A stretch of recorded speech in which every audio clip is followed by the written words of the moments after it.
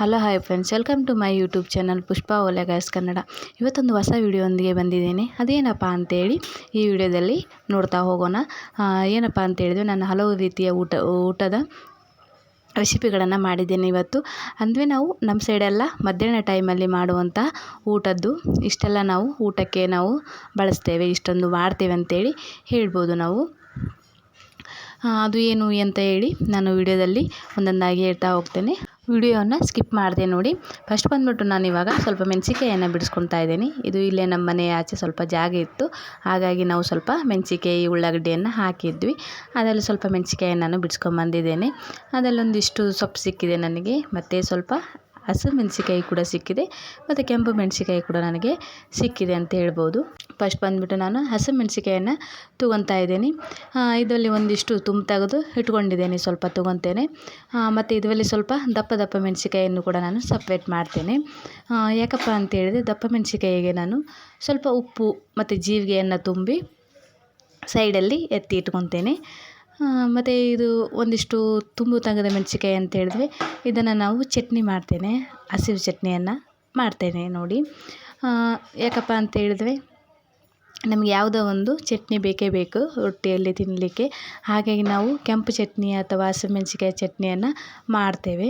ಹಾಗಾಗಿ ನಾನು ಕೂಡ ಇವತ್ತು ಮಾಡ್ತಾಯಿದ್ದೇನೆ ನೋಡಿ. ಇವಾಗ ಜೀರಿಗೆ ಮತ್ತು ಉಪ್ಪನ್ನು ಸಣ್ಣದಾಗಿ ಪುಡಿ ಮಾಡಿ ನೋಡಿ, ಈ ಟೈಪಲ್ಲಿ ಮೆಣಸಿಕಾಯಿಗೆ ತುಂಬಿ ನಾವು ಇದನ್ನು ಹಂಚಿನಲ್ಲಿ ಹಾಕಿ ಲಾಸ್ಟಿಗೆ ರೊಟ್ಟಿ ಮಾಡಿದ ಮೇಲೆ ನಾನು ಇದನ್ನು ಹಾಕಿ ಕರ್ಕೊತೇನೆ. ನಾನು ಮೊದಲೇ ಒಂದು ವಿಡಿಯೋ ಸಹ ಹಾಕಿದ್ದೇನೆ, ಏನಪ್ಪ ಅಂತ ಹೇಳಿದ್ರೆ ಕೆಂಪು ಚಟ್ನಿ ಮಾಡೋದು ಹೇಗೆ ಅಂತೇಳಿ ಹಾಕಿದ್ದೇನೆ. ಅದನ್ನು ಕೂಡ ನೀವು ನೋಡ್ಕೋಬೋದು. ನಾನು ಡಿಸ್ಕ್ರಿಪ್ಷನಲ್ಲಿ ಲಿಂಕನ್ನು ಸಹ ನಾನು ಕೆಂಪು ಚಟ್ನಿ ಮಾಡೋ ಲಿಂಕನ್ನು ಸಹ ನಾನು ಹಾಕಿಡ್ತೇನೆ. ಅದನ್ನು ಕೂಡ ನೀವು ನೋಡ್ಕೋಬೋದು, ನೋಡಿಕೊಂಡು ಕೂಡ ನೀವು ಟ್ರೈ ಮಾಡ್ಬೋದು. ತುಂಬ ಚೆನ್ನಾಗಿ ಆಗ್ತದೆ ಚಟ್ನಿ, ಎರಡೂ ಚಟ್ನಿ ಕೂಡ ತುಂಬ ಚೆನ್ನಾಗಿ ಬರ್ತದೆ ಅಂತಲೇ ಹೇಳ್ಬೋದು. ನಾನು ಇವಾಗ ಫಸ್ಟ್ ಬಂದುಬಿಟ್ಟು ನಾನು ಇವತ್ತು ರೊಟ್ಟಿಯನ್ನು ಮಾಡ್ತಾಯಿದ್ದೀನಿ, ಜೋಳದ ರೊಟ್ಟಿಯನ್ನು ಮಾಡ್ತಾಯಿದ್ದೀನಿ ಇವತ್ತು. ಅದು ಹೇಗೆ ಮಾಡೋದು ಏನು ಅಂತೇಳಿ ನಾನು ಬೇಕಾದರೆ ಡೀಟೇಲಾಗಿ ಬೇಕಂತ ಹೇಳಿದ್ರೆ ನಾನು ನೆಕ್ಸ್ಟ್ ಒಂದು ಇದು ರೊಟ್ಟಿ ವಿಷಯವಾಗಿ ಒಂದು ವಿಡಿಯೋವನ್ನು ಅಪ್ಲೋಡ್ ಮಾಡ್ತೇನೆ. ಬಟ್ ನಾನಿವತ್ತು ಡೀಟೇಲಾಗಿ ಏನು ಇದು ಮಾಡ್ತಿಲ್ಲ, ಬಟ್ ನಾನಿವತ್ತು ರೊಟ್ಟಿಯನ್ನು ಮಾಡ್ತಾಯಿದ್ದೇನೆ. ಇದರಲ್ಲಿ ನೋಡಿ, ನಾನು ಇವಾಗ ಚೆನ್ನಾಗಿ ನೀರನ್ನು ಕುದಿಸಿ ಜಿಗಿಟ್ ಅಂತ ಹೇಳ್ತೇವೆ, ಹಾಗೆ ಹಾಕ್ಕೊಂಡು ನಾನು ಇವಾಗ ಹಿಟ್ಟನ್ನು ನಾದ್ಕೊತಾ ಇದ್ದೀನಿ. ಹಿಟ್ಟಲ್ಲಿ ನಾವು ಎರಡು ಟೈಪಲ್ಲಿ ಹಿಟ್ಟು ನಾದ್ಕೊತೇನೆ. ಏನಪ್ಪ ಅಂತ ಹೇಳಿದ್ರೆ ಸ್ವಲ್ಪ ಮಿದುವಲ್ಲಿ ನಾದ್ಕೊಂಡ್ರೆ ರೊಟ್ಟಿ ಸ್ವಲ್ಪ ಸಾಫ್ಟಾಗಿ ಬರ್ತವೆ. ಹಿಟ್ಟು ಸ್ವಲ್ಪ ಗಟ್ಟಿಯಾಗಿ ನಾದ್ಕೊಂಡ್ರೆ ಗಟ್ಟಿಯಾಗಿ ಮಾಡಿಕೊಂಡ್ರೆ ಹಿಟ್ಟು ರೊಟ್ಟಿಗೂ ಸಹ ನಮಗೆ ಖಡಕ್ಕಾಗಿ ರೊಟ್ಟಿ ಮಾಡಲಿಕ್ಕೆ ಬರ್ತದೆ ಅಂತ ಹೇಳ್ಬೋದು. ಬಟ್ ನಾನಿವತ್ತು ಮಿದುವಾಗಿ ಮಾಡ್ತಾಯಿದ್ದೇನೆ. ಯಾಕಪ್ಪ ಅಂತೇಳಿದ್ರೆ ನಾವೀಗ ಬಿಸಿ ರೊಟ್ಟಿ ತಿನ್ನೋದಾದರೆ ನಾನು ಸ್ವಲ್ಪ ಮಿದುವಾಗಿ ಮಾಡ್ತೇನೆ. ಬಟ್ ನಾವು ಒಂದಿನ ಇಟ್ಟು ನೈಟು ತಿನ್ನೋದು, ಈಗ ಬೆಳಿಗ್ಗೆ ಮಾಡೋದು ಅಂದರೆ ನಾನು ಸ್ವಲ್ಪ ಖಡಕ್ಕಾಗಿ ರೊಟ್ಟಿಯನ್ನು ಮಾಡ್ತೇನೆ ಅಂತ ಹೇಳ್ಬೋದು. ಅದು ತುಂಬ ಟೇಸ್ಟಾಗಿ ಬರ್ತದೆ ನೋಡಿ. ಈ ಟೈಪಲ್ಲಿ ನಾನು ಒಂದು ಸ್ವಲ್ಪ ಹಿಟ್ಟನ್ನು ತೊಗೊಂಡು ಬಡಿತಾ ಇದ್ದೀನಿ. ಬಡಿದನ್ನು ಬಡಿಬೋದು, ಅಥವಾ ಈಗ ಎಲ್ಲ ಕಾಮನ್ನಾಗಿ ಚಪಾತಿ ಮಾಡ್ತೇವಲ್ಲ ಆ ಟೈಪಲ್ಲಿ ಕೂಡ ನಾವು ರೊಟ್ಟಿಯನ್ನು ಮಾಡ್ತೇವೆ. ನಾನು ಮತ್ತೊಂದು ವಿಡಿಯೋ ಬಿಡ್ತೇನೆ ಇದು ರೊಟ್ಟಿಯ ವಿಷಯವಾಗಿ, ಅದನ್ನು ಕೂಡ ನೀವು ನೋಡ್ಕೋಬೋದು. ಫಸ್ಟ್ ಟೈಮ್ ನನ್ನ ಚಾನಲ್ ನೋಡ್ತಾ ಇದ್ವಿ ಪ್ಲೀಸ್ ಸಬ್ಸ್ಕ್ರೈಬ್ ಮಾಡ್ಕೊಳ್ಳಿ, ಬೆಲ್ ಬಟನ್ ಆನ್ ಮಾಡಿ ಆಲ್ ಅಂತ ಕ್ಲಿಕ್ ಮಾಡ್ಕೊಳ್ಳಿ, ಹೊಸ ವಿಡಿಯೋ ನೋಟಿಫಿಕೇಷನ್ ಬರ್ತದೆ. ಆಲ್ಮೋಸ್ಟ್ ನಾನು ಉತ್ತರ ಕರ್ನಾಟಕದ ಅಡುಗೆ ರೆಸಿಪಿಯನ್ನು ಬಿಡ್ತಾ ಇರ್ತೇನೆ, ಆದಷ್ಟು ನೋಡಿ ಸಪೋರ್ಟ್ ಮಾಡಿ ನೋಡಿ. ಇವಾಗ ನಾನು ಎರಡು ರೊಟ್ಟಿಯನ್ನು ಮಾಡ್ಕೊಂಡಿದ್ದೀನಿ. ಹಂಚು ಕೂಡ ಕಾಯಲಿಕ್ಕೆ ಇಟ್ಟಿದ್ದೆ ಸೈಡಲ್ಲಿ, ಹಂಚಲ್ಲಿ ಹಾಕಿ ನಾನಿವಾಗ ಚೆನ್ನಾಗಿ ಬೇಯಿಸ್ಕೊತೇನೆ ಅದನ್ನು ನೋಡಿ. ರೊಟ್ಟಿ ಹಾಕಿದ ಮೇಲೆ ಸ್ವಲ್ಪ ನಾನು ನೀರನ್ನು ಸಹ ನಾನು ಹಚ್ತೇನೆ ಕ್ಲೀನಾಗಿ.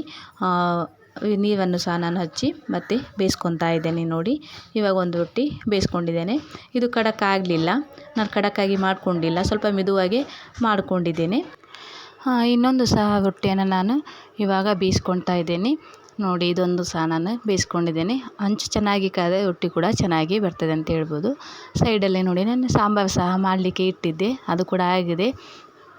ಸೌತೆಕಾಯಿ ಸಾಂಬಾರು ಮಾಡಿದ್ದೆ ನೋಡಿ. ನಾನು ಆವಾಗಲೇ ಮೆಣಸಿಗೆ ತುಂಬ ತೆಗೆದು ಇಟ್ಕೊಂಡಿದ್ನಲ್ಲ, ಅದನ್ನೇ ನಾನು ಕಾದ ಹಂಚಲ್ಲಿ ಹುರ್ಕೊಂಡಿದ್ದೇನೆ ಚೆನ್ನಾಗಿ. ಅವನನ್ನು ಕೂಡ ನಾನು ಎಲ್ಲ ಮೆಣಸನ್ನು ಕೂಡ ನಾನು ಹುರ್ಕೊಂಡಿದ್ದೇನೆ ನೋಡಿ. ಮೆಣಸಿಗೆ ಚಟ್ನಿ ಸಹ ನಾನು ಮಾಡಿಬಿಟ್ಟಿದ್ದೇನೆ ಇವತ್ತು ನೋಡಿ. ಇಷ್ಟೊಂದು ರೊಟ್ಟಿ ಆಗಿದೆ ಇವತ್ತು, ಇಷ್ಟೊಂದು ರೊಟ್ಟಿ ಮಾಡಿದೆ ನಾನು ನೋಡಿ, ಎಷ್ಟು ಮಿದುವಾಗಿದೆ ಅಂತೇಳಿ. ಇಷ್ಟು ಮೆದುವಲ್ಲಿ ಮಾಡಿದೆ ನಾನು ಕಾಳು ಪಲ್ಯವನ್ನು ಸಹ ನಾನು ಮಾಡ್ತಾಯಿದ್ದೀನಿ. ಇವಾಗ ರೊಟ್ಟಿ ಆಗಿದೆ ಮತ್ತು ಸಾಂಬಾರು ಕೂಡ ಆಯಿತು. ಕಾಳನ್ನು ಸಹ ನಾನು ಮಾಡ್ತಾಯಿದ್ದೀನಿ. ರೈಸನ್ನು ನಾನು ಮೊದಲೇ ಮಾಡಿದ್ದೆ. ಇಷ್ಟೆಲ್ಲ ಮಾಡಿದ ಮೇಲೆ ಸ್ವೀಟ್ ಸಹ ಬೇಕಲ್ಲ, ಅಂದರೆ ಗೆಸ್ಟ್ ಬಂದಿದ್ದು ನಮ್ಮ ಮನೆಯಲ್ಲಿ, ಹಾಗಾಗಿ ನಾನು ಸ್ವೀಟ್ ಕೂಡ ಮಾಡ್ತಾಯಿದ್ದೀನಿ ಇವತ್ತು. ಅದು ನಾನು ಅಷ್ಟು ಡೈಲಿ ನಾವು ಅಷ್ಟು ಮಾಡ್ತೇವೆ ಊಟಕ್ಕೆ, ಬೆಳಿಗ್ಗೆ ಮಾಡ್ತೇವೆ ಇಲ್ಲ ಮಧ್ಯಾಹ್ನ ಟೈಮಲ್ಲಿ ಮಾಡ್ತೇವೆ. ಗೆಸ್ಟ್ ಏನೋ ಬಂದರೆ ಒಂದು ಸ್ವೀಟ್ ಕೂಡ ನಾವು ಮಾಡ್ತೇವೆ ಈ ಟೈಪಲ್ಲಿ. ನಾನು ಒಂದು ಶಾವಿಗೆ ಪಾಯಸವನ್ನು ಮಾಡಿದ್ದೆ. ಮತ್ತು ಇಷ್ಟೆಲ್ಲ ಆದಮೇಲೆ ಒಂದು ಬೇಕಲ್ಲ ನೆಂಚ್ಕೊಳ್ಲಿಕ್ಕೆ ಅಂತೇಳಿ ಹಪ್ಪಳ ಸಹ ನಾನು ಒಂದು 4 ಹಪ್ಪಳವನ್ನು ಸಹ ನಾನು ಕರೆದಿದ್ದೇನೆ ನೋಡಿ ಅವತ್ತು. ಆಯಿತು ನೋಡಿ, ಇಷ್ಟು ಹಪ್ಪಳವನ್ನು ನಾನು ಕರೆದಿದ್ದೆ ಅವತ್ತು. ಏನೆಲ್ಲ ಮಾಡಿದ್ದೆ ಏಕೆಲ್ಲ ಅಂತೇಳಿ ನೋಡಿ. ಇವಾಗ ನಾನು ಊಟಕ್ಕೆ ರೆಡಿ ಮಾಡ್ತಾಯಿದ್ದೀನಿ. ಸೈಡಲ್ಲಿ ಒಂದು ಹಸಿಮೆಣಸಿಗೆ ಚಟ್ನಿ ಮಾಡಿದ್ನಲ್ಲ ಅದನ್ನು ಕೂಡ ಇಟ್ಟಿದ್ದೇನೆ. ನಾನು ಮಡಿಕೆ ಕಾಳು ಪಲ್ಯವನ್ನು ಸಹ ಮಾಡಿದ್ನಲ್ಲ ಅದನ್ನು ಕೂಡ ನಾನು ಇಟ್ಟಿದ್ದೇನೆ ನೋಡಿ. ಒಂದು ಸ್ವಲ್ಪ ಮೊಸರನ್ನು ಸಹ ನಾವು ಇಟ್ಟಿದ್ದೇನೆ. ಮೆಣಸಿನಕಾಯಿ ಚಟ್ನಿಗೆ ನಾನು ತುಪ್ಪವನ್ನು ಸಹ ಸ್ವಲ್ಪ ಹಾಕಿದ್ದೇನೆ. ತುಪ್ಪ ಹಾಕ್ಬೋದು ಅಥವಾ ಎಣ್ಣೆಯನ್ನು ಸಹ ನಾವು ಹಾಕೋಬೋದು. ಒಂದು ಮೆಣಸಿಕಾಯಿ ನೋಡಿ, ಆವಾಗ ಉಪ್ಪು ಮತ್ತು ಜೀರಿಗೆ ತುಂಬಿ ಇಟ್ಕೊಂಡಿದ್ದೆನಲ್ಲ ಆ ಮೆಣಸಿಕಾಯಿ, ಒಂದಿಷ್ಟು ಉಳ್ಳಾಗಡ್ಡಿಯನ್ನು ನಾನು ಕಟ್ ಮಾಡಿದ್ದೇನೆ ಮತ್ತು ಸೊಪ್ಪನ್ನು ಸಹ ನಾನು ಇಟ್ಕೊಂಡಿದ್ದೇನೆ ನೋಡಿ. ಸಾಂಬಾರು ಮಾಡಿದ್ದೆ ನಾನು, ಸೌತೆಕಾಯಿ ಸಾಂಬಾರು, ಅದನ್ನು ಸಹ ನಾನು ಇಟ್ಕೊಂಡ್ಬಿಡ್ತೇನೆ. ಸ್ವಲ್ಪ ಸ್ವೀಟು ಅದರಲ್ಲಿ ಕೂಡ ನೋಡಿ ಫ್ರೆಂಡ್ಸ್. ಇಷ್ಟೆಲ್ಲ ನಾವು ಊಟಕ್ಕೆ ಮಾಡಿದ್ದೇನೆ. ಹೇಗೆ ಅನ್ನಿಸ್ತು ಏನು ಅಂತೇಳಿ. ವಿಡಿಯೋ ಇಷ್ಟ ಆಗಿದೆ ಅಂತ ಅಂದ್ಕೊಂಡಿದ್ದೀನಿ. ವಿಡಿಯೋ ಇಷ್ಟ ಆಗಿದ್ದರೆ ಲೈಕ್ ಮಾಡಿ, ಸಬ್ಸ್ಕ್ರೈಬ್ ಮಾಡ್ಕೊಳ್ಳಿ, ಕಮೆಂಟ್ ಮಾಡಿ ಹೇಗಾಗಿದೆ ಅಂತೇಳಿ. ಓಕೆ ಬಾಯ್, ಮತ್ತೊಂದು ಹೊಸ ವಿಡಿಯೋಂದಿಗೆ ಸಿಗೋಣ. Thank you.